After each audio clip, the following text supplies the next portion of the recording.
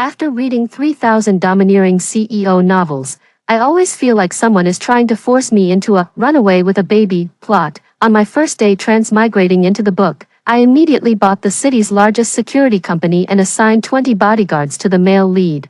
I also signed him up for 36 hobby classes, ensuring he'd be so exhausted he'd fall asleep as soon as he got home. With no energy left for any drunken mishaps, the green tea supporting female character, who planned to win over the male lead at the hobby classes, couldn't even get past the wall of bodyguards at the entrance. On my first day at the company, I reshaped the corporate culture. Any female secretary who tried to climb into bed with me was packed off to the desert for a month-long professional ethics training. For the next 3 years at the company, I countered every move and anticipated everyone's schemes, until the destined heroine from the novel appeared, despite my tight defense.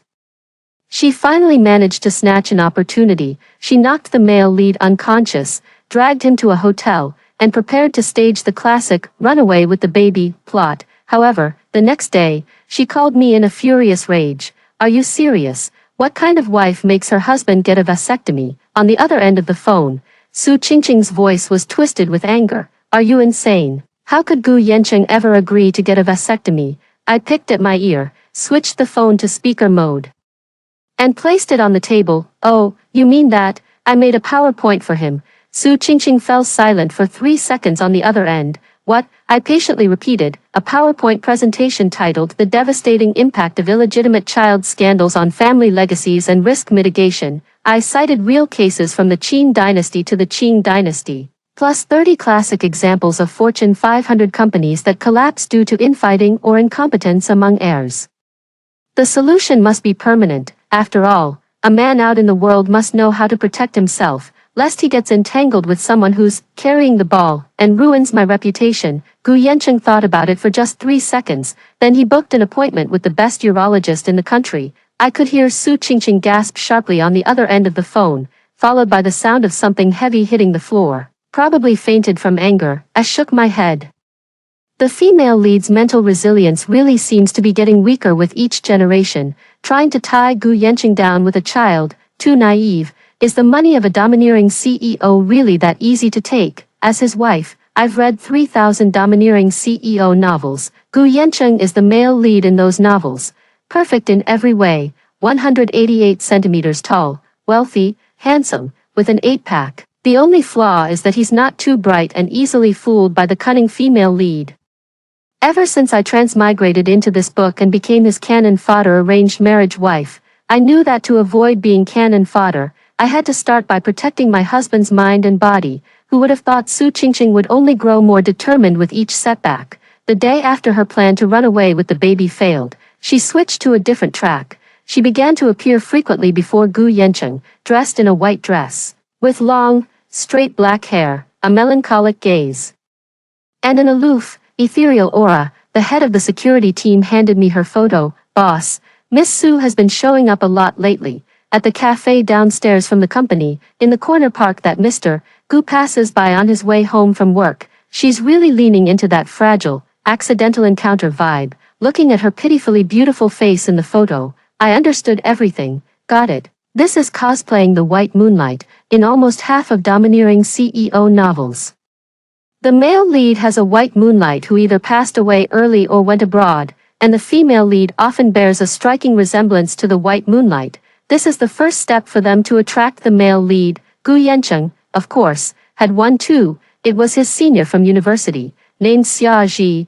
They lost contact after she went abroad to study. In the original story, it was because Su Qingqing resembled Xia Ji that Gu Yancheng took a special interest in her, setting off a series of heart-wrenching love affairs. I put down the photo. "Go, find Xia Ji." The assistant looked a bit troubled. "Boss, I heard she went abroad a long time ago. It's like finding a needle in a haystack." Raise the offer. "Got it, boss. I'll make sure the job gets done." 3 days later, my assistant placed Xia Ji's file on my desk. Xia Ji did go abroad, but she returned 3 years ago. She now runs a highly popular bakery in the west side of the city.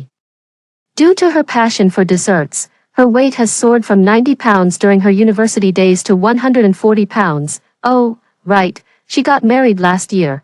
Her husband is a fitness trainer, and they're always posting pictures of their baby on social media. I smiled with satisfaction. The next day, under the guise of a company afternoon tea, I booked out Xia Ji's entire bakery. Then, I took Gu Yanqing along to inspect the quality of the desserts. When Gu Yanqing saw the plump woman in an apron, enthusiastically shoving a freshly baked durian millefeuille into his hands while chattering, "Handsome, eat more, you look so thin," his expression went completely blank. Xia Ji clearly recognized him too. "Oh, isn't this Junior Gu? Long time no see. Do you remember me? I'm your senior, Xia Ji." Gu Yanqing looked at the woman before him, who was nothing like the aloof goddess in his memory, and nodded with difficulty. "Senior, have you been doing well?" "Great, of course I have." Xia Ji laughed heartily, slapping Gu Yanqing on the back with such force that he nearly stumbled. "My husband treats me wonderfully, and my son is adorable, though a bit mischievous. Yesterday, he even used my limited edition lipstick as a paintbrush. I was so furious." Xia Ji chattered on and on about her blissful married life, even enthusiastically pulling out her phone to show Gu Yanqing the unflattering photos of her son. The expression on Gu Yanqing's face shifted from blank to bewildered, and finally to disillusioned. Just then, Su Qingqing, dressed in her signature white dress and holding a book, happened to pass by. When she saw Xia Ji herself chatting happily with Gu Yanqing, the look on her face was even more dramatic than Gu Yanqing's. I sat nearby, savoring the tiramisu made by Xia Ji while enjoying this entertaining spectacle.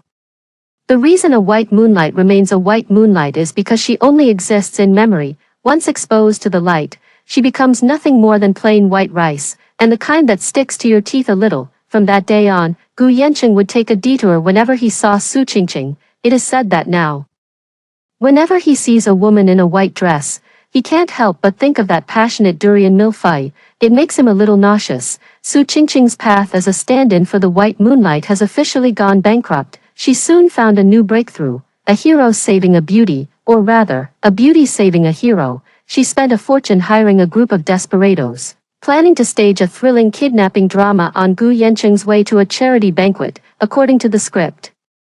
She would rush out without hesitation, take a fatal blow for Gu Yanqing, then lie in his arms and weakly utter that classic line, I'm fine, as long as you're safe." From then on, she would become the one and only woman in Gu Yanqing's life who loved him with all her heart. The plan was perfect. Unfortunately, she ran into me. The ambush was set on a winding mountain road. Gu Yanqing's motorcade arrived right on schedule, just as the kidnappers rushed out.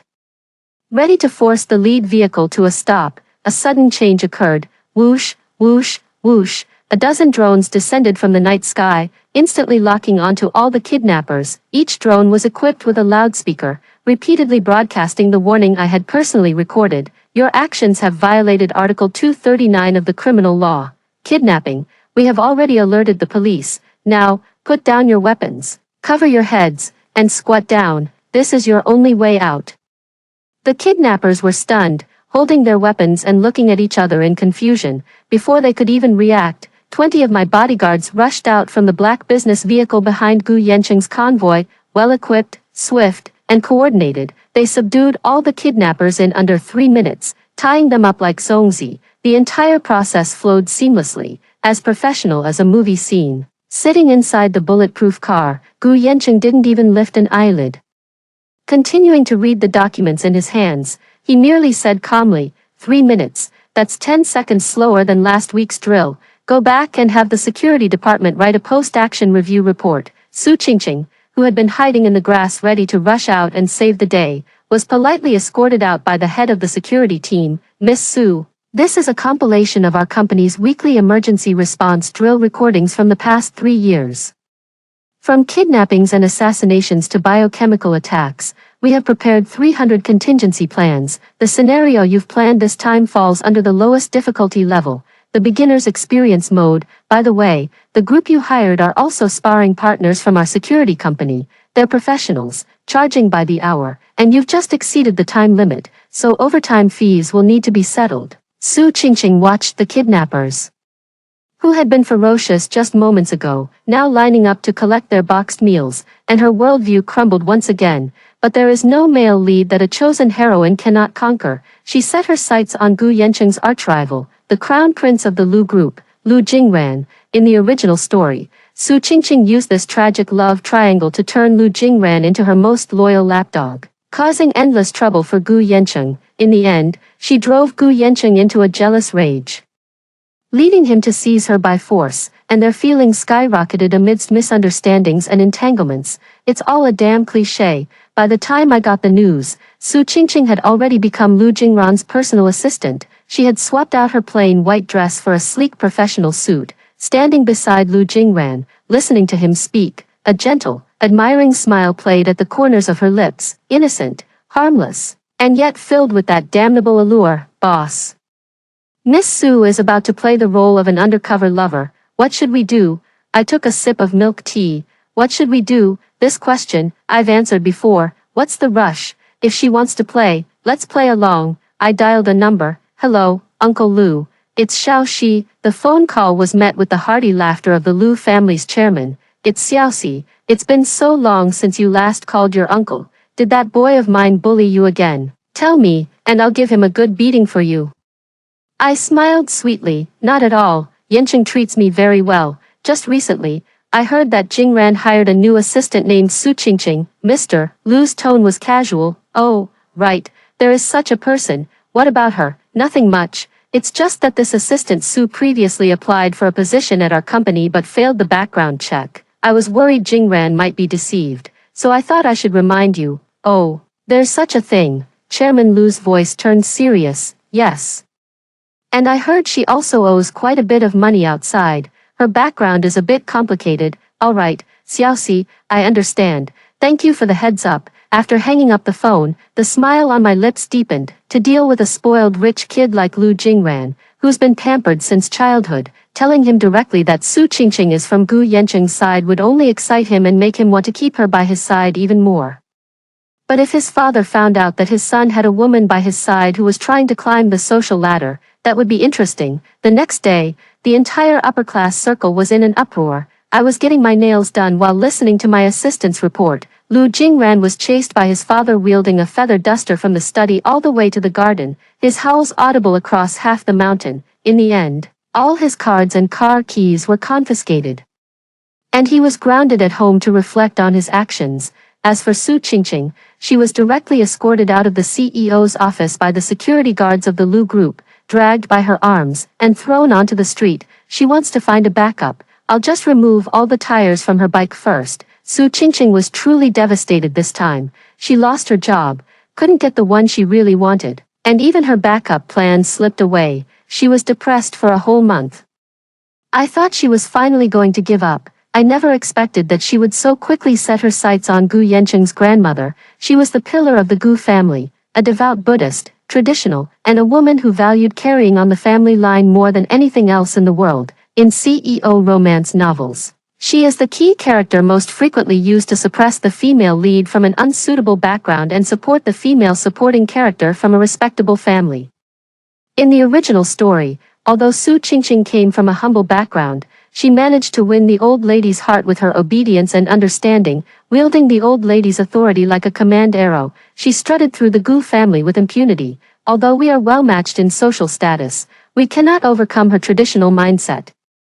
And beyond social standing, there is also the matter of heirs, and I, having been married to Gu Yancheng for 3 years, have never shown any signs of pregnancy. In the eyes of the old lady, this is an original sin. Su Qingqing clearly thought of this as well. She went all out and managed to meet old Mrs. Gu, who was worshipping Buddha at the temple. A meticulously orchestrated high-level emotional tug-of-war drama officially begins. Su Qingqing knelt before the old lady, weeping with tears streaming down her face like pear blossoms in the rain. Shi Jia, for the sake of her own indulgence and pleasure, not only refused to have children herself, but also forced Yancheng to undergo a sterilization surgery. Old lady, I'm not doing this for myself. I truly feel for Yancheng, a grown man being forced into such a surgery. With the Gu family's vast fortune, how can they be left without an heir? That woman, her heart is too venomous.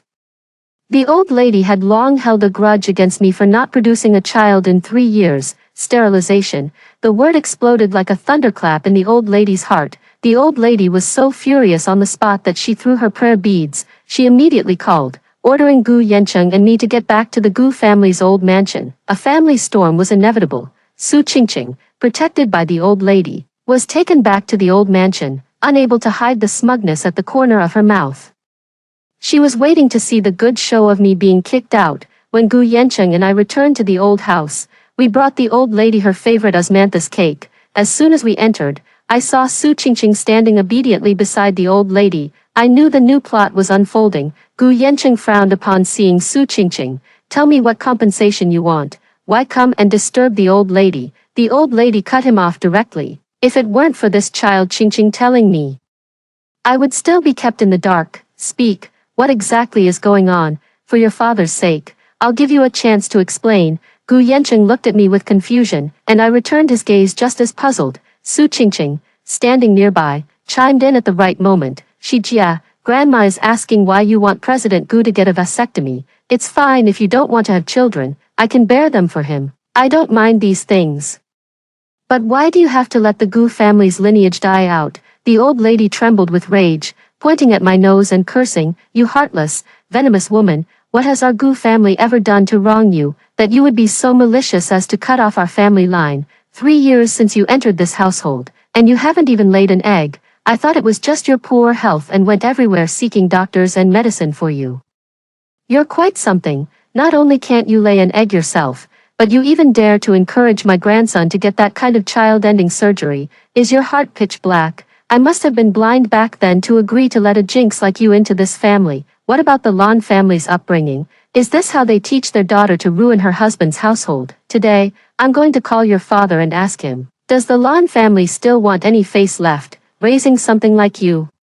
Does he even have the shame to show himself in public? As she spoke, she grabbed the teacup beside her in a rage and hurled it violently at my feet, sending shards of porcelain flying everywhere. Su Qingqing hurried forward to support her, gently patting her back with a concerned expression, softly comforting her. Grandma, don't let yourself get so worked up. It's not worth getting angry over someone like that. What a harmonious scene of a mother-in-law defending her future daughter-in-law while condemning the wicked wife. They were so immersed in it that they completely failed to notice the dark expressions on both my and Gu Yancheng's faces. I waited until the old lady had exhausted herself with scolding before finally raising my eyes to look at her. Grandma, are you finished? The old lady was taken aback, clearly not expecting me to remain so composed. What kind of attitude is this? I said helplessly, if this is about that matter, we're both quite busy, so we'll be leaving first. The old lady was completely taken aback. Su Qingqing, however, stepped forward and grabbed me. You're not allowed to leave. This isn't over yet. You're the reason the Gu family has no heir. You don't deserve this position. You must give up your place as the wife of the Gu family. I pointed at myself. Me, give up my position. I look at Gu Yancheng. Gu Yancheng, what do you think? Su Qingqing smugly glances at Gu Yancheng. I have a highly fertile constitution, guaranteed to have 2 children in 3 years. Naturally, a hen that doesn't lay eggs like you should step aside. Gu Yancheng looks at her, remaining silent for a long time. Su Qingqing can't help but let the corners of her mouth curl upward slightly. It wasn't until Gu Yancheng spoke up. Beat, you know too much. Gu Yancheng took another step forward. Grandma, this matter has nothing to do with Lan Shi. The old lady sneered. No problem, Yancheng, you're still protecting her even now. Did you willingly go and cut off the Gu family's lineage yourself? The sterilization surgery was just an excuse. Gu Yancheng couldn't finish his sentence halfway through. I added for him, Grandma, to be honest, it's that Gu Yancheng can't have children. I went through great trouble to find an excuse for him. But someone just had to expose it and hurt his pride. After saying that, I shot Su Qingqing a glare. The truth struck Su Qingqing like a bolt from the blue, leaving her utterly stunned. What? I was just concerned about Mr. Gu. I didn't know. The old lady was also shocked. What? Then she wailed and cried. Oh, how can I face the ancestors of the Gu family? How can I go down and see the old man? You mean the Gu family is short of an heir? I spoke with calm composure. There's already been one for a long time. I snapped my fingers, and the large screen behind me lit up. It displayed a paternity test report and a photo of an adorable little boy. This is Gu Chaochao, 5 years old. Genetically speaking, he is Gu Yancheng's biological nephew. His father, Gu Yancheng's own elder brother, was driven out of the family and disowned by you 10 years ago for insisting on marrying an ordinary girl. Unfortunately, His elder brother and sister-in-law passed away in an accident 3 years ago, leaving only this child behind. The old lady's face instantly turned deathly pale. I continued to smile. It took me great effort to find him. According to the founding charter of the Gu Group, the eldest son and grandson of the family hold the first right of inheritance. The color drained completely from Su Qingqing's face. She thought she had come to engage in palace intrigue, never expecting that I would directly bring back the imperial heir from among the common people. Didn't she want a child as a bargaining chip? I gave her a royal flush instead, a true crown prince she could never defeat. Su Qingqing was temporarily at a complete loss, because she was waiting for the right moment. Her final trump card was her true identity. She is not Cinderella, but the long-lost heiress of another major business empire, the Lin Group. In the original story, when the Gu Group faces a crisis, she reveals her identity. Returns with the resources of the Lin family in a powerful comeback, saving the Gu Group and also winning the heart of Gu Yancheng. She cornered Gu Yancheng, ready to lay her cards on the table. Gu Yancheng, do you think I'm just an ordinary girl? Let me tell you, my name is Lin Qingqing. The Lin Group is my family. She lifted her chin proudly, waiting to see the look of shock and regret on Gu Yancheng's face. Gu Yancheng merely glanced calmly at his wristwatch. Oh, the Lin family. If this were 3 years ago, that might have carried some weight, but now, he turned the tablet in front of him toward Lin Qingqing. According to the latest financial news, the Lin Group officially filed for bankruptcy protection with the court 15 minutes ago. On the screen, a red warning flashed, showing the Lin Group's stock price hitting the limit down and its assets being frozen. The pride on Lin Qingqing's face shattered instantly. No, it can't be. How could my father's company? How could it not be? I walked over gracefully, holding 2 glasses of champagne. Over the past 3 years, I used the company's venture capital fund to accurately short all of Lin Group's seemingly stable but actually outdated industries. At the same time, I poached 70% of their core technical talent with high salaries. I anticipated all of their transformation plans, strategically positioned competing products in advance, and squeezed out all of their room for survival.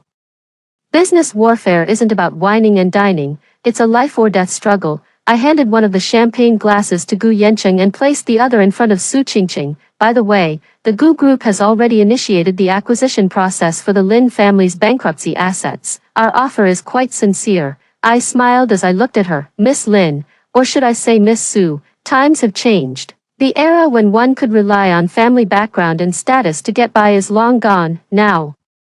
It's all about brains. Su Qingqing looked at me, fear appearing in her eyes for the first time. What is it that you truly want? In the empty CEO's office, Gu Yancheng finally couldn't hold back from asking me. All threats had been eliminated. Su Qingqing was sent abroad for further studies, and the Gu Group had swallowed up the Lin family's business, doubling its market value. I, as the mastermind behind it all, should have retired after achieving such success. But the way Gu Yancheng looked at me was growing increasingly unsettling. That cold, scrutinizing gaze was gradually being replaced by something I was all too familiar with, something I had seen countless times across 3,000 novels, a look of interest and possessiveness. He started sending me flowers. I had my bodyguards take them to the lab for a composition analysis. He started asking me out for meals. I set the location at the company cafeteria and insisted on having 20 bodyguards accompany us, citing the need to ensure the safety of the core decision-making team. He began saying some inexplicable things to me. I've realized that without you, the company can still run, but it always feels like something is missing. This is the precursor to the domineering CEO's heart being moved. I immediately became alert. I just don't want to be cannon fodder, not that I want to be the female lead, Mr. Gu. According to my calculations, the emotional investment between us is a high-risk, low-return project. The potential negative impacts include, but are not limited to, emotional decision-making, management chaos caused by office romances, and potential group division following a breakup. In summary, I declined this investment. Gu Yancheng was left speechless by my bluntness. He had probably never encountered a woman who would reject his romantic advances by analyzing financial reports. But he didn't give up. A few days later, he happened to be on my way home from work when his car broke down. He stood in the rain, his white shirt soaked through, outlining his perfect muscle lines, looking at me with melancholy eyes. This was the classic, bitter flesh scheme, from novels. Next, I was supposed to feel sorry for him, take him into my car, and then sparks would fly. I rolled down the window with an expressionless face and handed him an umbrella. Mr. Gu. The company has arranged a 24-hour on-call driver and maintenance team for you. The contact numbers are in the emergency contacts group in your phone's address book. Additionally, getting caught in the rain may lead to a cold or fever, which could affect tomorrow morning's board meeting. Please consider the bigger picture. After saying that, I closed the window and drove away. Love is the most unstable variable in this world. It took me 3 years to build a perfect, controllable, bug-free world. I absolutely cannot allow any vulnerabilities to appear in my world because of such low-level hormonal impulses. Gu Yancheng seemed thoroughly enraged by my impenetrable defenses. He was in a car accident. When he woke up, he had lost his memory. In the classic amnesia trope of domineering CEO novels, the protagonist usually forgets everyone, remembering only the white moonlight in his heart, or the heroine he both loves and hates. Su Qingqing's not-quite-dead heart was rekindled. When I arrived at the hospital, Su Qingqing was already by his bedside. Her eyes were red and swollen, looking haggard yet striking. Seeing me, she stood up, wearing a look of triumphant pity on her face. You've come. Yancheng doesn't remember anyone anymore. Gu Yancheng woke up in the hospital bed, looking at us in confusion. Who are you? Su Qingqing immediately rushed over, took his hand, and burst into tears. Yancheng, it's me, Qingqing. Don't you remember me? I'm your fiancé.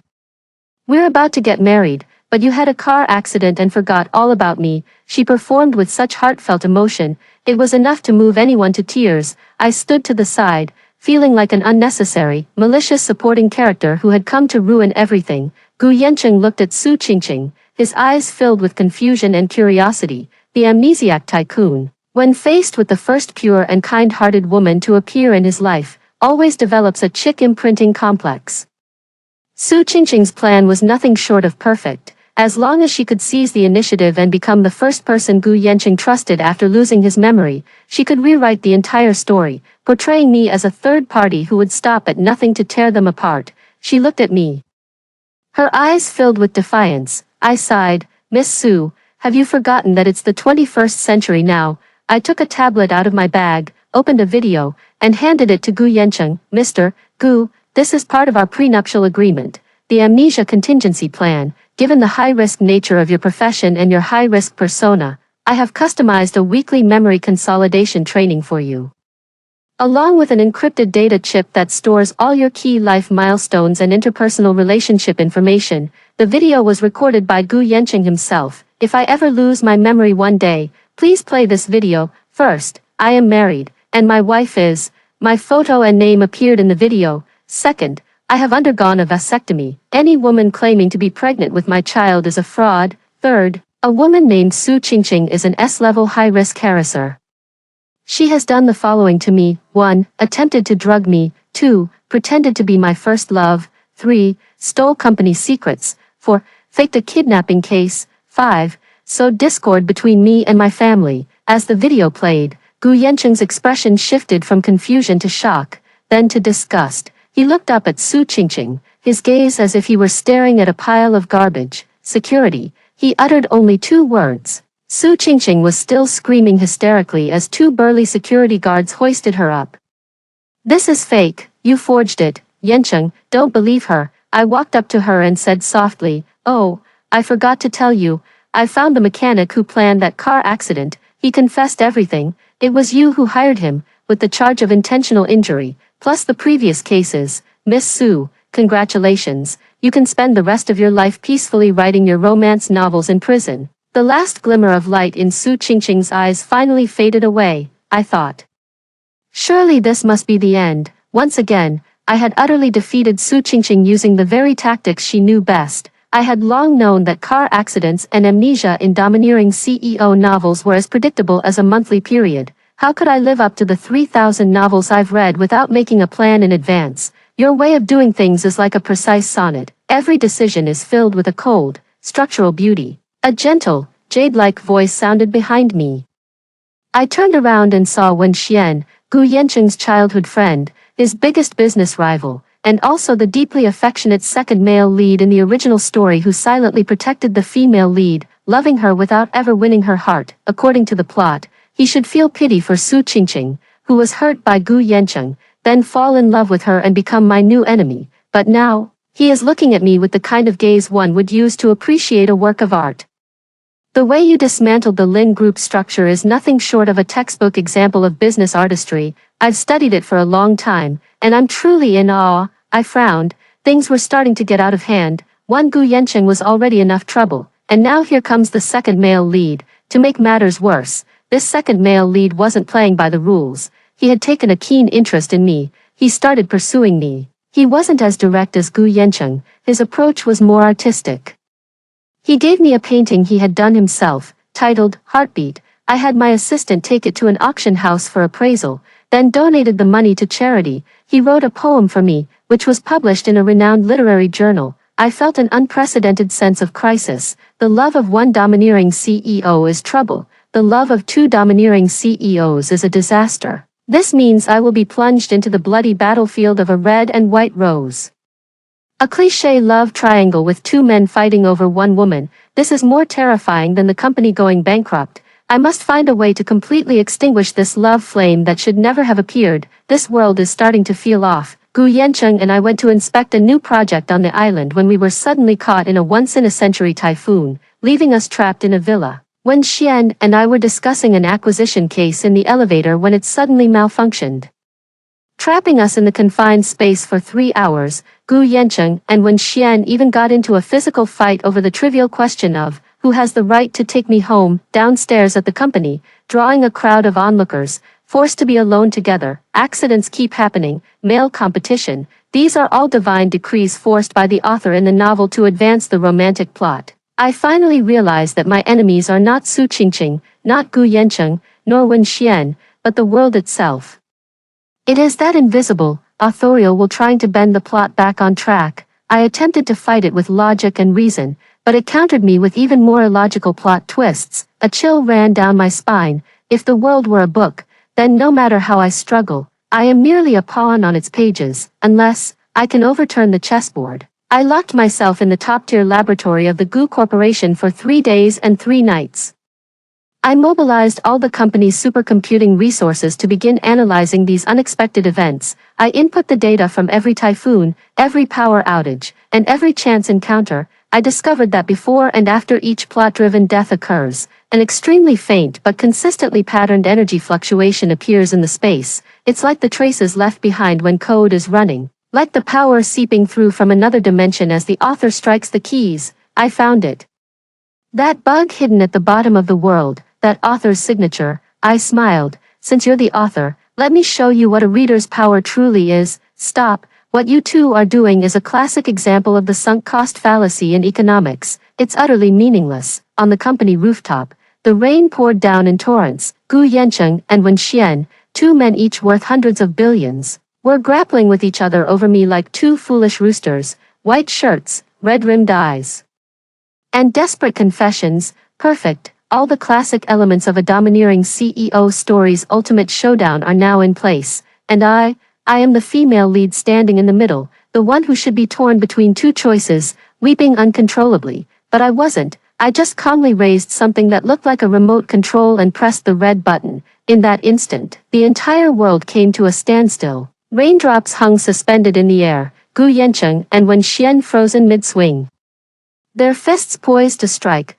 The world turned black and white. Only I, and the translucent figure slowly materializing in the air ahead, remained in color. The figure was wearing plaid pajamas, black-rimmed glasses, with messy hair, staring at me in shock. You, how did you do that? He was the author of this world. Simple. I shook the device in my hand. I captured the energy frequency you generated when interfering with the world. And then I developed a localized reality signal jammer. To put it simply, I've hacked your keyboard. The author's expression shifted from shock to panic. What do you want? I warn you, I created you, and I can delete you. No, you can't. I walked up to him as if I were in a business negotiation. Now, let's discuss my character setting modification plan. First, remove all the female lead halos and mandatory love tasks from me. Second, change my character attributes from everyone's favorite to background extra. Third, in exchange, I won't expose the underlying logic of your world to the public. nor will I exploit this logical loophole to create an antimatter black hole that would make your entire universe. 404 Not found. The author's mouth fell open as he stared at me, as if looking at a monster. He might have written countless domineering CEOs.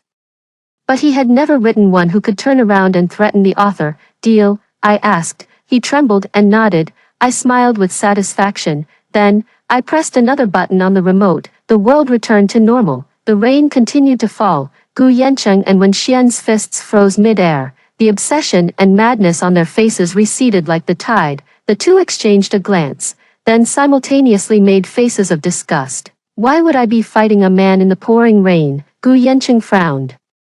Straightening his soaked tie, I have an international meeting this afternoon. Who knows? When Xian brushed the mud off his clothes, there's no elegance in such behavior, and it's terribly unfriendly to my cashmere coat. They glanced at me, their eyes looking at me as if I were just an ordinary colleague. Then I'll be off first, Gu Yancheng said. Goodbye, Wen Xian said. Then, one turned left, the other turned right, and they left the rooftop without looking back. No arguments.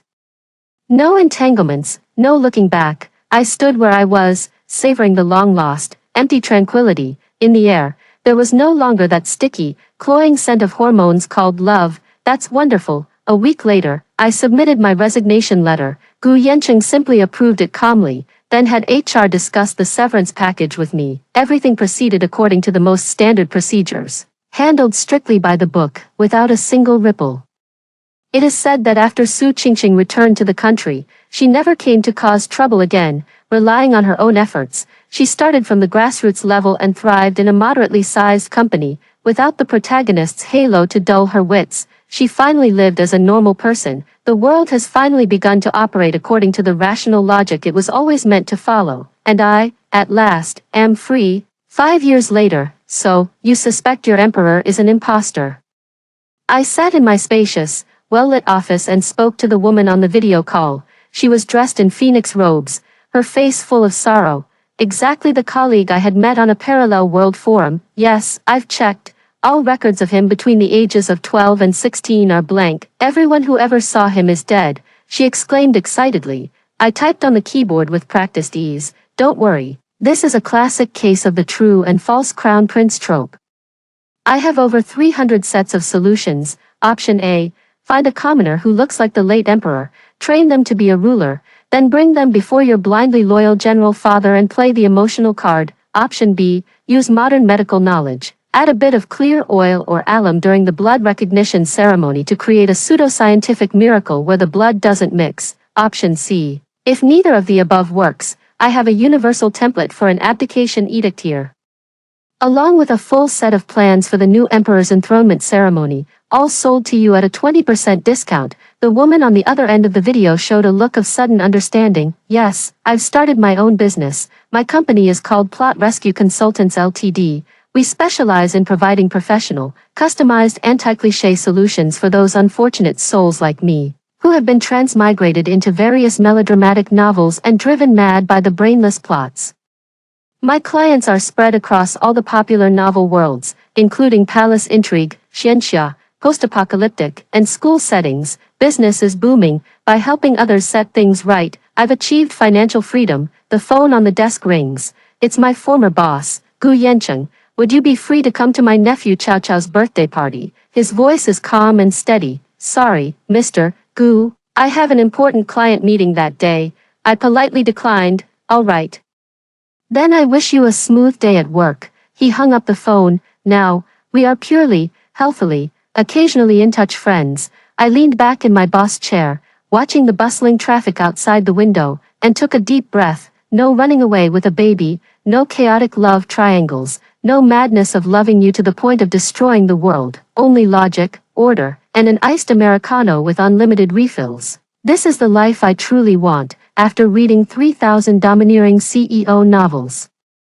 I finally, with my own hands, killed the domineering CEO. After hearing the first story above, what are your thoughts? Feel free to share your opinions in the comments section. Next, there is another similar story. Let's continue to see. The little green tea slandered me for stealing money, the vice monitor helped fabricate false testimony, and the homeroom teacher forced me to admit it. The three of them thought they had me cornered. I said, don't you know you can call the police in real life?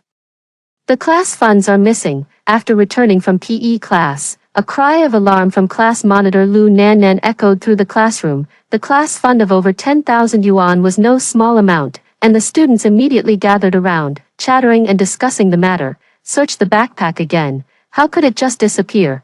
Could it be in the desk drawer? It must have been someone from our class who took it, who came back during PE class. As they spoke, their gazes simultaneously turned toward me. During PE class, my period suddenly started, so I went back to the classroom to get a sanitary pad, but I didn't take the money. I sat in the chair and said, "Don't look at me, I didn't take it." Vice Monitor Wu Fei immediately jumped up. "You were the only one who came back to the classroom. If it wasn't you, who else could it be?" Lin Feng, "If you take it out now, Nan will act as if nothing ever happened." With that one sentence, she directly concluded that I was the one who stole the class funds. My classmates began to look at me with strange expressions. I said to her, "First of all, we can't be sure the class funds were lost during PE class. Second, even if they were lost during PE class, you can't just accuse me of taking them. You should know me.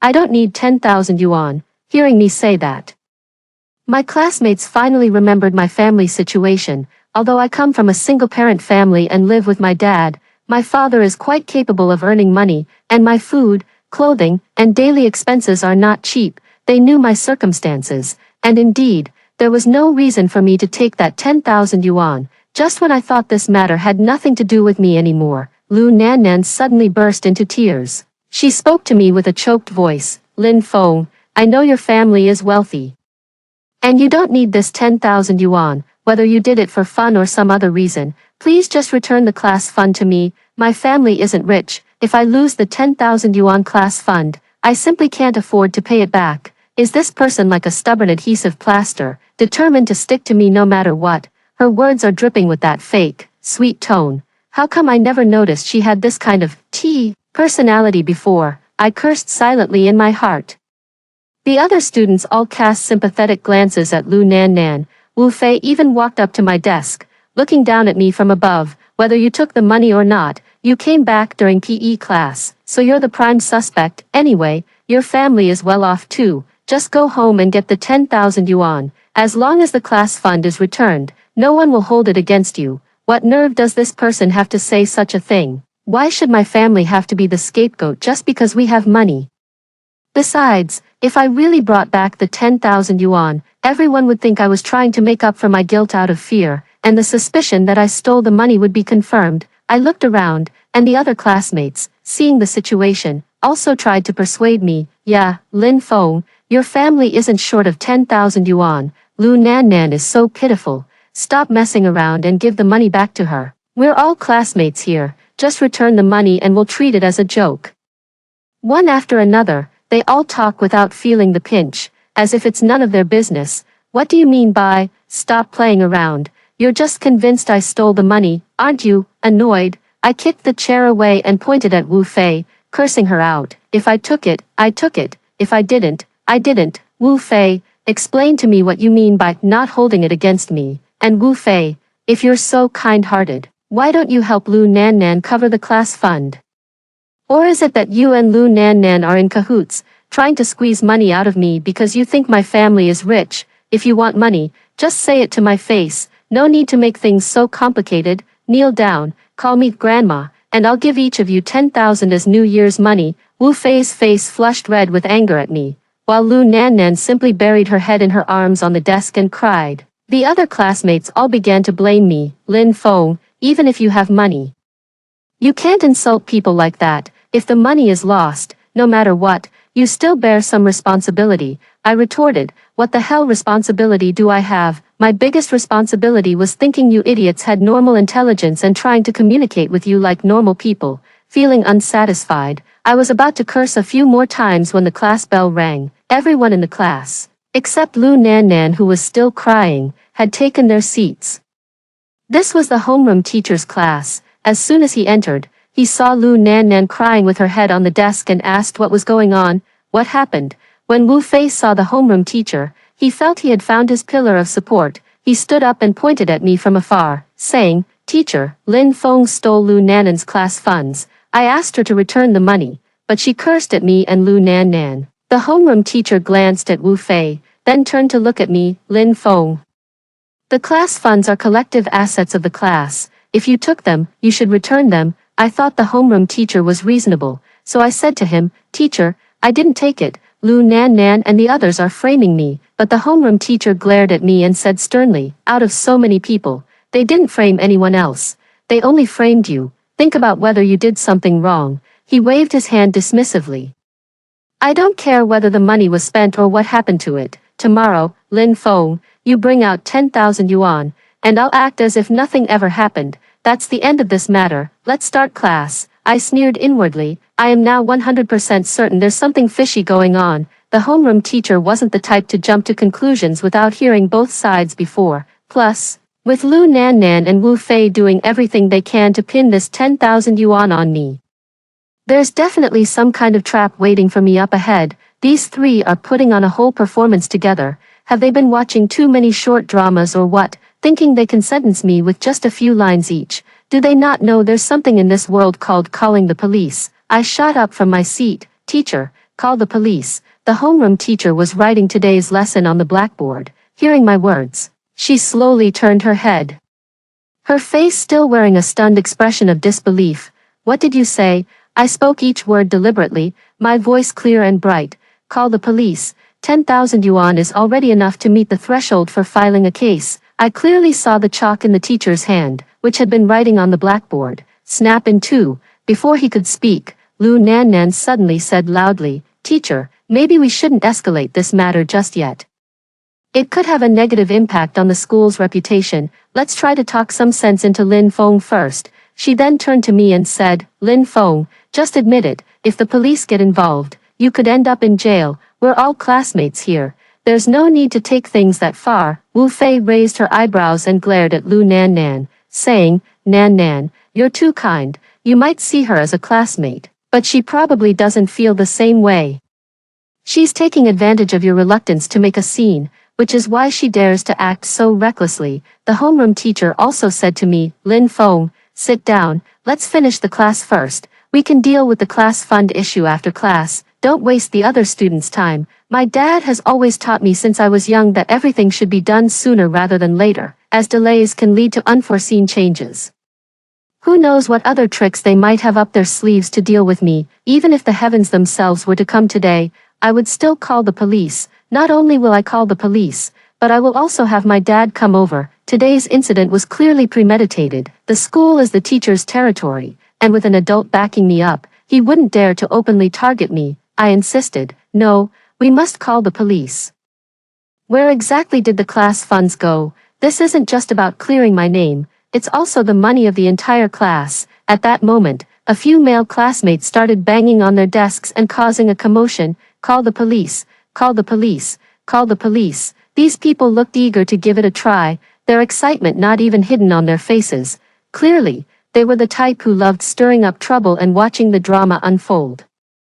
The homeroom teacher couldn't hide his embarrassment and said in a low voice, This matter concerns the school's reputation. I need to discuss it with the principal first. Still making excuses, I knew the homeroom teacher definitely wouldn't report this to the police for me today. It's a shame high school doesn't allow phones, otherwise I wouldn't have to go through all this trouble. I softened my tone and said to him, Teacher, I'd like to call my dad first. After all, 10,000 yuan in class funds is missing. Before the matter is cleared up, I'll cover the money myself. Could you lend me your phone? The homeroom teacher's expression eased slightly, and he pulled his phone from his pocket and handed it to me. As I took the phone, I heard Wu Fei making sarcastic remarks, still saying she didn't steal it. Stop pretending. If you had just done this earlier, we wouldn't have had to make such a big fuss. Ignoring her, I dialed my dad's number. The call connected, and a rough voice came through. Who is this? Hearing my dad's voice, all my stress melted away.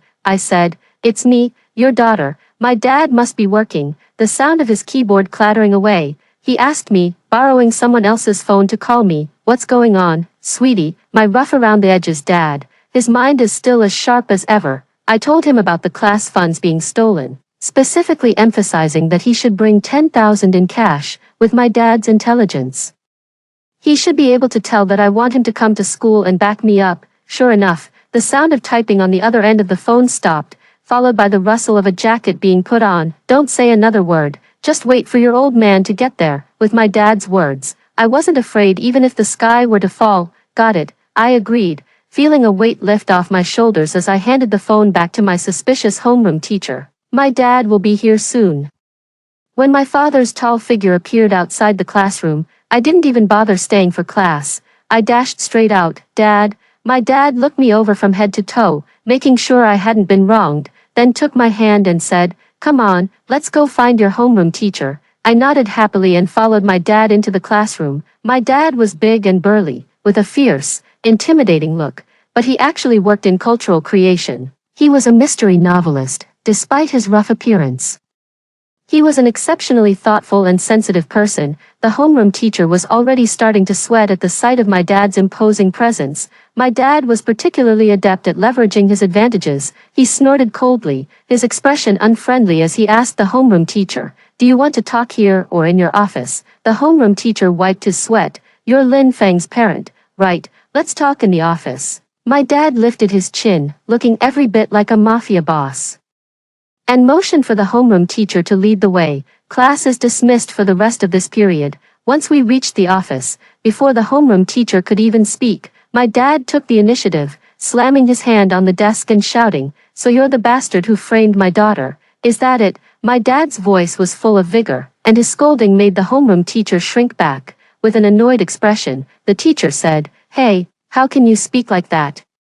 My dad raised his voice, practically shouting for everyone to hear, "You can falsely accuse my daughter, but I can't even scold you. If I hadn't come today, who knows how much you would have bullied my daughter." Just then, the head teacher was drawn in by the commotion and walked into the room. Seeing that someone had arrived, my dad put on an even more dramatic performance. "The class funds are missing, so why are you falsely accusing my daughter? Since there's no evidence, and my daughter wants to report it to the police, why won't you agree? Is it because you have something to hide?"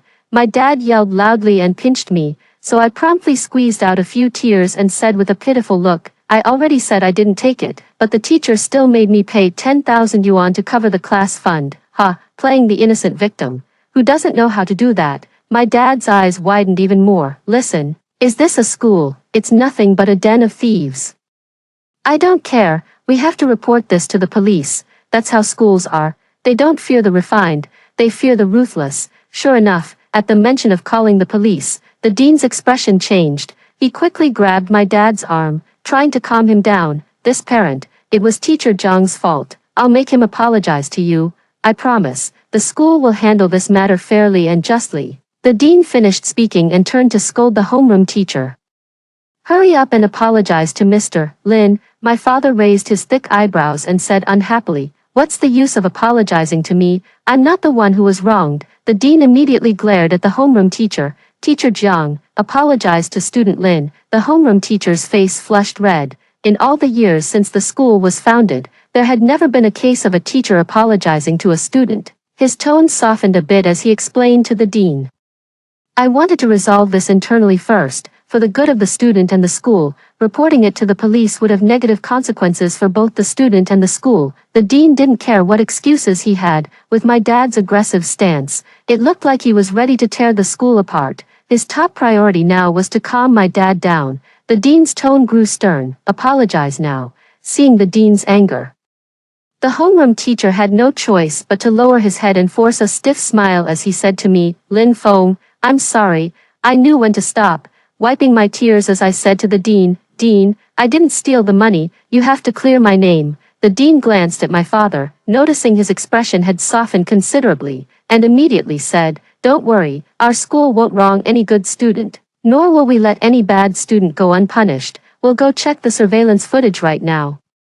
My father nodded and said to the dean, "Yes, check the footage. If your school can't figure it out, I'll have the police investigate." My dad kept mentioning the police in every sentence, which put the dean under increasing pressure. No school wants the police to show up, as it can easily lead to negative public opinion. The four of them walked to the surveillance room. Teacher Zhu, who was on duty, saw the dean and stood up, calling out, "Dean." The dean motioned with his hand, signaling for Teacher Zhu to sit back down. "Teacher Zhu, pull up the surveillance footage from the physical education class period for class 8 of the senior year today. Okay. Teacher Zhu tapped a few keys on the computer and pulled up a video clip. We leaned in closer to take a look. The video played at double speed, at 14:30. The math class ended, and students gradually left the classroom. By 14:40, there was no one left. Around 14:50, I hurried back to the classroom. It wasn't until 15:20 that other students began returning one after another. During the physical education class, no one else stayed in the classroom except me. The homeroom teacher turned to look at me, a triumphant expression on her face. Student Lin Feng, what else do you have to say for yourself? The others present also looked at me. My father roared angrily, what the hell are you talking about? My daughter just came back for a moment to get something from her own bag. She didn't even touch that Lu Nanan's desk. What do you want her to say? The homeroom teacher muttered quietly. Who knows what method she used? It's a fact that she was the only one who returned to the classroom during PE class. The head teacher also said, right now. It does seem like Lin Feng is the most suspicious. My dad laughed after hearing that. I asked my dad, Dad, what are you laughing at? My dad said, I'm laughing at how your school teachers are all idiots. If they're like this, they might as well quit teaching and go home to feed pigs. Even the dean's face now showed displeasure. My dad didn't even look at him. First of all, there is no evidence that Lu Nanan's class fee was lost during physical education class. Second, even if it was lost during physical education class, it has nothing to do with my daughter. The video clearly shows that my daughter didn't even touch her desk, unless you can issue a national certificate proving she has supernatural powers, in which case I'd thank your school's ancestors for 18 generations. I tugged at my dad's sleeve and whispered, Dad, I already said all that before, but they wouldn't listen. My dad slapped his forehead. All right then, let me give you a solid one. I know where the class fund is. The homeroom teacher immediately said. It was taken by Lin Feng, so of course you know where it is. My dad rolled his eyes and muttered, idiot. He asked me, Sweetie, when did your class pay the fund? I said, the notice was sent out yesterday, and all the fees are due by the first class this afternoon. My dad nodded, so that means the class fund is still at the school. My dad pulled out 10,000 yuan in cash from his bag, slapped it on the table, and said to the dean, Dean, could you please go to my daughter's class and make an announcement? Just say the class fund has been found, and whoever leaves the classroom after hearing this news is the thief. Is that all? The dean asked, half convinced and half doubting. The homeroom teacher looked evasive, wanting to go with the dean, but my father stopped him. Homeroom teacher, you stay here. The homeroom teacher cast a pleading glance at the dean, who looked at my father, sighed, and said to him, Mr. Jiang, you'd better not go. On the surveillance footage, the dean arrived at our classroom, took out 10,000 yuan, said something, and then left the room directly. A moment later, Lu Nannan got up from her seat, grabbed a pack of tissues, and went out. Go, my dad shouted, leading me as we rushed out of the monitoring room. The monitoring room wasn't far from our classroom, and after just a few steps, I saw Lu Nannan enter the women's restroom. My dad handed me the phone. Sweetie, it's up to you now. I opened the video on the phone and pushed open the door to the women's restroom. There were 4 stalls in the women's restroom. I leaned in and looked down. There was a pair of feet in the innermost stall. Holding up the phone, I kicked the stall door open. Lu Nannan was startled, jumping slightly as she stared at me blankly. I noticed she was rummaging through the sanitary bin. Inside, a black plastic bag was faintly visible. What are you doing? I asked, narrowing my eyes. Lu Nannan saw the phone in my hand and raised her voice, shouting, you went into the bathroom to take pictures. I'm going to tell the teacher. I shrugged it off. Go ahead, but before that, you'd better explain to the teacher what's in the sanitary bin. Hearing this, she tightly hugged the sanitary bin, blocking it with half her body, and stammered, and nothing. Oh really? Suddenly, I shouted loudly toward the outside of the bathroom, Dad, teacher, I found the class fund. Hearing my voice, my dad rushed in immediately, followed by the curious dean and homeroom teacher peeking in from behind. The dean said, let Lu Nannan come out of the restroom first. This doesn't look good. Lu Nannan slowly emerged from the stall, holding a wastebasket. As soon as she stepped out, it would be a clear case of catching her red-handed. Just when I thought the matter was perfectly resolved, she suddenly rolled her eyes and collapsed straight to the ground. Damn.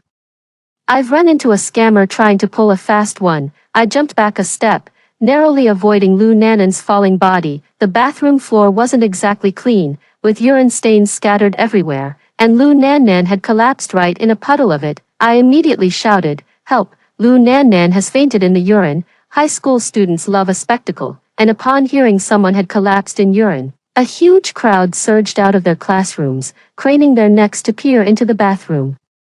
After today's incident, Lou Nannan was utterly humiliated in front of the whole school. The nickname, P-Girl, is inescapable. I saw Lou Nannan's eyelashes twitching wildly. Clearly, she was pretending to faint, but she didn't dare to wake up in the current situation. Waking up would mean being caught red-handed. While playing dead might buy her some time, the homeroom teacher was shouting anxiously outside. "What are you all looking at? Get back to class, all of you." Seeing that the classmates couldn't be driven away, and Lou Nannan couldn't just lie in the urine forever, he gritted his teeth, rushed into the restroom, picked up Lou Nannan, and dashed toward the school clinic. After Lou Nannan escaped by using the urine incident as a diversion, my dad didn't press the advantage. He patted the head teacher on the shoulder and said, "Director, the matter is clear now, right? Your school will handle it fairly and justly, won't you?" The head teacher wiped his sweat and nodded. "We will definitely give you a satisfactory explanation." My father nodded, then extended his hand toward the head teacher. The head teacher looked bewildered, his eyes wide open, as he shook hands with my father. "Shake your sister, my $10,000. Oh, oh, oh." The dean let out 3 O's in a row, quickly handing the $10,000 back to my dad.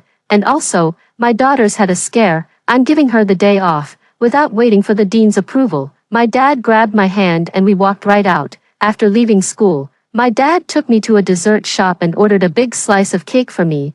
"Have something sweet to calm your nerves." I picked up the spoon without hesitation.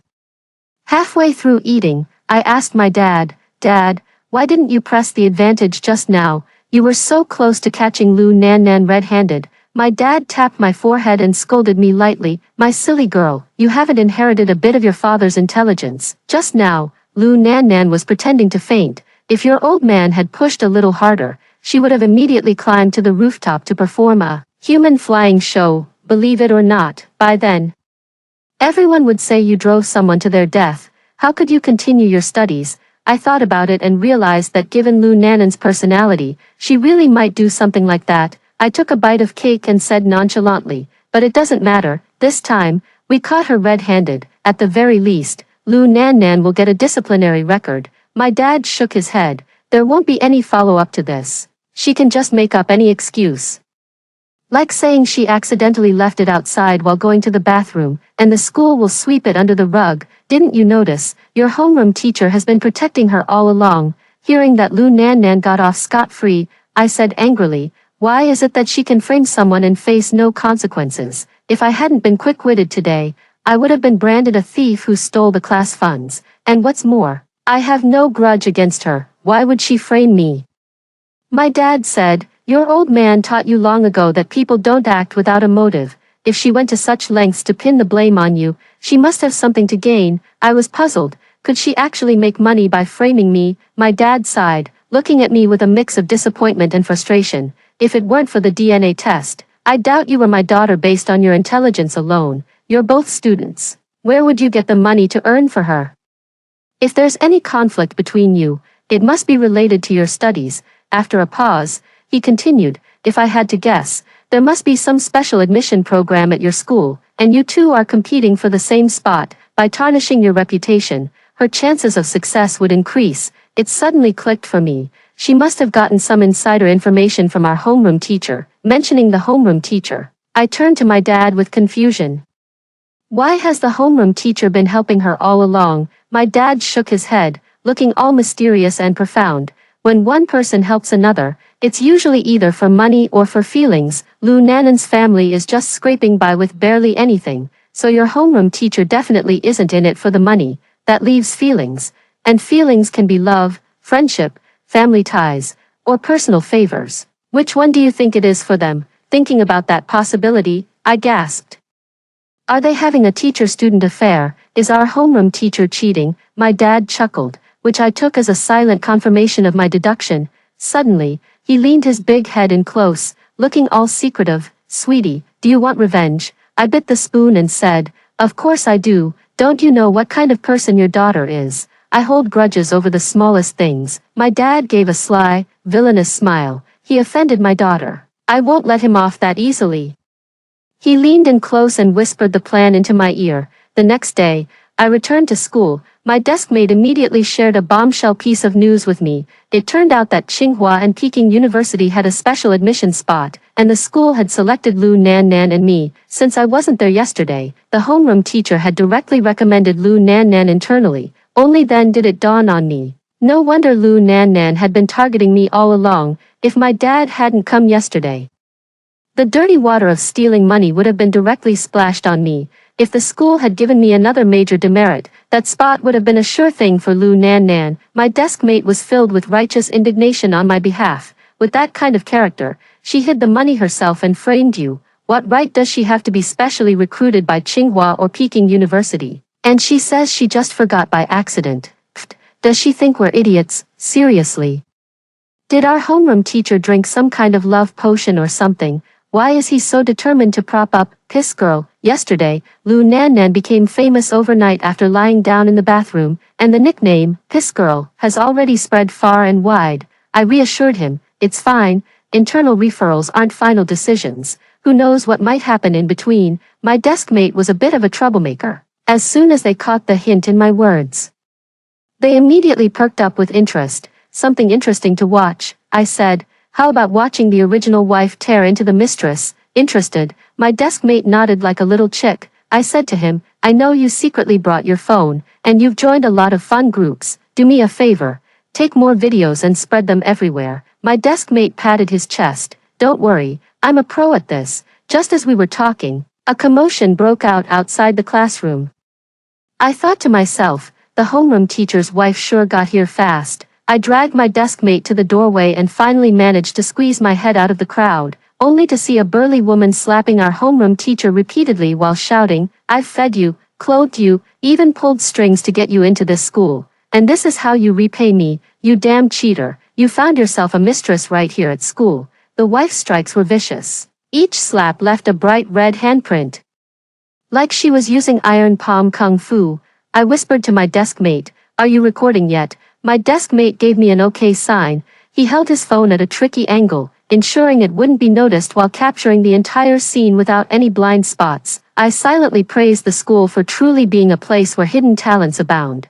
There really are all kinds of people over there. The wife, unsatisfied with just hitting the homeroom teacher, grabbed her hair and shouted, "Tell me, where's the mistress?" It seemed the homeroom teacher truly loved Lu Nannan. Even at a time like this, she remained silent. I turned to look at Lu Nannan and saw that she had already reached the back door, ready to make a run for it. I immediately shouted, "Lu Nannan, where are you going?" "Yesterday, the homeroom teacher carried you to the infirmary, helped you frame me, and even recommended you for special admission to Tsinghua and Peking University. He's been so good to you, you can't just abandon him now." Hearing my rapid-fire words, Lu Nannan froze for a moment, then took off running. Don't let her size fool you. The original wife may be plump, but her explosive power is still impressive. Lu Nannan had barely moved when she charged forward like a human battering ram, grabbing a fistful of her hair. "So you're the little vixen who's been seducing my husband." With both hands clutching her hair, Lu Nannan still found the time to shoot me a hateful glare. "It's not me, I didn't do it. You've got the wrong person." Straight up with the triple denial. "You little brat, still daring to glare at me. Watch me hit you with something heavy," I shouted through the crowd. "Then why does the homeroom teacher treat you so well? Yesterday, when you falsely accused me of stealing money, the flaws were so obvious, yet the teacher immediately took your side without a second thought. He used to be famous in school for being fair and reasonable." As soon as I said this, the other students chimed in one after another. "Yeah, I thought the homeroom teacher was acting strange yesterday. As if she was dead set on believing Lin Feng stole the money." Exactly. The homeroom teacher used to be very meticulous. Even if a pen went missing, she'd investigate thoroughly before drawing any conclusions. And what's more, after Lu Nannan made such a fool of herself yesterday, anyone with eyes could see she was deliberately framing Lin Feng. The homeroom teacher still recommended her for the special admission to Tsinghua and Peking University. Who would believe there's nothing fishy going on? The students chattered away, each chiming in with their own thoughts. I saw the wife's face growing darker and darker. How could she not understand her own husband? Such unusual behavior was enough for her to confirm that Lu Nan Nan was the mistress. She slapped Lu Nan Nan hard across the face and grabbed her clothes, ready to tear them off. All right, so it really is you, this shameless one, seducing the teacher. Today, I'm going to strip off these clothes of yours and let everyone see what this vixen really looks like. Lu Nan Nan clutched her clothes tightly in terror, instinctively turning to the homeroom teacher for help in her panic. Teacher, save me. Hearing Lu Nan Nan's plea for help, the homeroom teacher snapped out of his daze and tried to step forward to pull the original wife away. But the wife was incredibly fierce, grabbing Lu Nan Nan's clothes with one hand while wildly slapping the homeroom teacher with the other. Still having enough energy to curse and shout, "You two have feelings for each other. Huh? Fine. Today I'll let you two adulterers have your wedding night right here." She put all her strength into her hands and tore Lu Nan Nan's clothes apart in one go, revealing the lingerie underneath. Wow, it was actually sexy lingerie, at least a B cup. No wonder the homeroom teacher liked her. Don't look, Lu Nan Nan panicked, clutching her chest. The homeroom teacher still wanted to shield Lu Nan Nan, but the wife kicked him in a critical area, eliciting a heart-wrenching scream. Yet he stubbornly remained standing in front of Lu Nan Nan, unable to pull him away. The wife yanked down the homeroom teacher's pants and hurled them at him with force, always putting on such a proper front. Let's see how you can keep up the teacher's image from now on. This was so explosive. I was so thrilled I quickly patted my deskmate's arm. So explosive. Did you get it all on camera? My deskmate replied with dissatisfaction. Are you questioning my professionalism? The farce lasted for over 10 minutes before the school leadership arrived with security. Nothing to see here. Everyone disperse. The school leadership dispersed the students and invited the wife, the homeroom teacher, and Lu Nan Nan into the office. Back at my seat, I asked my deskmate, "How did the photos turn out?" "Let me see." My deskmate handed me the phone. The video was crystal clear, especially the faces of the three people. Every detail was sharp, with so many people jostling around. My deskmate's hand didn't shake at all. Truly professional. I gave my deskmate a thumbs up. Of course. Do you think being a jokester is that easy? My deskmate edited the message and sent the video along with the text to over 30 group chats at once. Immediately, his phone started vibrating wildly. I sighed. Now both the homeroom teacher and Lu Nan Nan are going to be utterly disgraced. The next day, the homeroom teacher indeed did not come to class. And Lu Nan Nan's seat was also empty. The school issued a notice stating that Lu Nan Nan had been expelled for serious disciplinary violations, while the homeroom teacher had resigned. The notice didn't mention the teacher-student affair, but every student in the school knew what had happened. The video of the mistress being beaten yesterday had already gone viral. School, teacher-student romance, tearing apart the mistress. Each of these words alone is a clickbait magnet. And the combined power of all three is beyond imagination. I guess the homeroom teacher and Lu Nan Nan won't have the face to stay in this town anymore. They'll probably have to move somewhere else. But a teacher fired for having an affair with a student, and a girl who seduced her teacher before even finishing high school.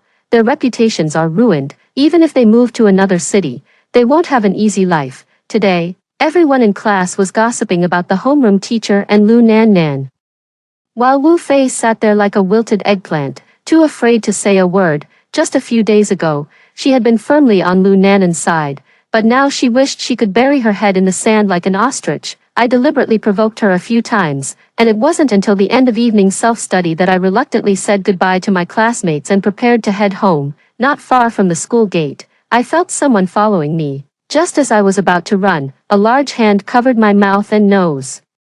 It was a man's hand, reeking strongly of alcohol. "Bitch, it's all your fault I've ended up like this." It was the homeroom teacher's voice. Lu Nan Nan's voice also came from behind me. "Everything we had was destroyed by her. Kill her. Even if we die, we'll take her down with us." I never expected the homeroom teacher and Lu Nan Nan to go all out in their desperation. I immediately began struggling violently. I bit down hard on the homeroom teacher's hand. He cried out in pain and let go.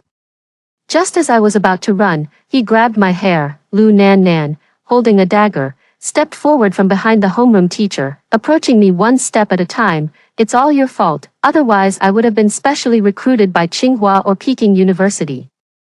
What's wrong with you taking the blame? Your family is so wealthy, you can live a good life even without studying. Why do you have to compete with me for the special recruitment spot? At this point, I'm not afraid anymore. So what if it's death? Before I die, I'm going to curse to my heart's content. Just because my family is rich, I have to take the blame for you. Who do you think you are? Rich but not arrogant, poor but not timid. I owe you nothing, we compete on equal footing.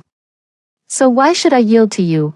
It's you who insists on taking crooked paths. That thing on your shoulder looks like a chamber pot. No wonder you'd come up with such a stupid idea. Lu Nan was already bordering on hysteria, her eyes bloodshot. She cursed fiercely. You're wrong, it was you who harmed me. If you won't let me live, I won't let you live either. She lunged forward abruptly, raising a dagger to stab at me. I instinctively closed my eyes. Thud.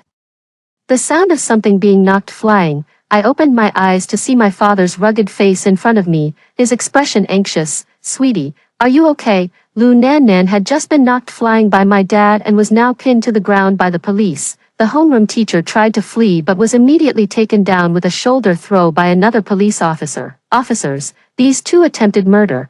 We have them red-handed. Please ensure justice is served. The two police officers nodded. Don't worry, how dare they attack a student? We will never let such heartless individuals get away with it. Please have your daughter come with us to the station to give a statement. After finishing the statement, it was already past 2 a.m. On the drive home with my dad, I sat in the passenger seat and asked him, Dad, you knew all along that the homeroom teacher and Lu Nan would come to kill me, didn't you? My dad didn't hold back at all, of course. You pushed them to the brink. They were never going to let you off, I said angrily. Then why didn't you remind me earlier? If you had, I wouldn't have walked home, I would have just taken a taxi. My dad replied, Silly girl, there's no such thing as guarding against a thief for 1,000 days. How could I possibly have the energy to watch over you every single day? I asked in surprise. So you did it on purpose. You already thought this day would come when you let me take revenge. So you deliberately let them come after me. My father gripped the steering wheel with one hand, the streetlights casting shifting shadows across his face, much like the man himself. Of course, if they give you trouble, I won't just settle for ruining their reputations. Attempted murder, and right at the school gate. Such a heinous act is bound to land you at least 10 years in prison. Today I finally realized just how fiercely protective my father is of his children. And how formidable his methods can be. I swallowed hard and asked him, Old man, are you really just an ordinary novelist? My father's rugged face gave no hint of truth or falsehood. Of course, what else? After hearing the two stories above, what are your thoughts? Feel free to share your opinions in the comments section. Looking forward to hearing from you.